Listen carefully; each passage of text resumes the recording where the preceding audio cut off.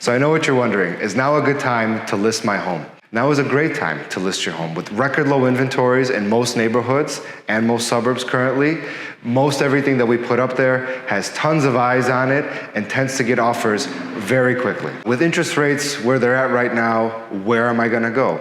Most likely, the house you're at appreciated, so you're gonna have a much better cash position.